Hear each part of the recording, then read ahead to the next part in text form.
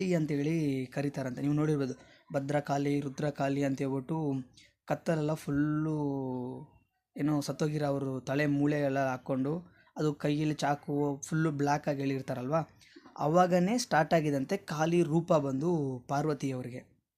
ಆವಾಗ ರೂಪ ಆದಮೇಲೆ ಇವನು ಬಕಾಸುರ ಇದ್ನಲ್ಲ, ಅವನನ್ನು ಈ ಕಾಳಿ ವಿಶ್ವರೂಪ ತಗೊಂಡು ಅವನನ್ನು ಸಾಯಿಸಿ, ಅದೇ ಕೋಪದಿಂದನೇ ಪಾರ್ವತಿ ಅವರು ಶಿವನ ಹತ್ರ ಬಂದ್ರಂತೆ. ಶಿವನ ಹತ್ರ ಬಂದಿದ್ಮೇಲೆ ಅವಾಗೂ ಶಿವನ್ ಬಂದು ಫುಲ್ ತಪಸ್ಸಲ್ಲೇ ಇದ್ದಿದ್ಮೇಲೆ ಅವ್ರಿಗೆ ಗೊತ್ತಾಗಿಲ್ವಂತೆ. ಬಟ್ ಮತ್ತೆ ಪಾರ್ವತಿ ಅವರು ಬಂದು, ಇಷ್ಟು ನಾನು ನಿನಗೋಸ್ಕರ ಇಷ್ಟು ವರ್ಷ ಕಾಯ್ತಾ ಇದ್ದಲ್ವಾ, ನಿನ್ನೆ ತನ ನನ್ನ ಬಂದು ಭೂಮಿಯಲ್ಲಿ ಹೋಗ್ಬಿಟ್ಟು ಜನಿಸು, ನೀನು ನನಗೋಸ್ಕರ ತಪಸ್ಸು ಮಾಡ್ತಿರು, ನಾನು ನಿನ್ನನ್ನೇ ಬಂದು ಏನೋ ಮದುವೆ ಮಾಡ್ಕೊತೀನಿ ಅಂತ ಹೇಳಿದ್ರಿ, ಬಟ್ ನೀವು ಬಂದಿಲ್ಲ ಅಂತ ಹೇಳ್ಬಿಟ್ಟು ಆ ಕೋಪದಿಂದ ಅವರು ಫುಲ್ಲು ಕೋಪ ಬಂದು ಆ ಒಂದು ರೂಪನ ಅವರು ತಗೊಂಡಿದ್ದಂತೆ. ಆ ರೂಪ ತಗೊಂಡಿದ್ಮೇಲೆ ಅವ್ರಿಗೆ ಮತ್ತೆ ಜ್ಞಾಪಕ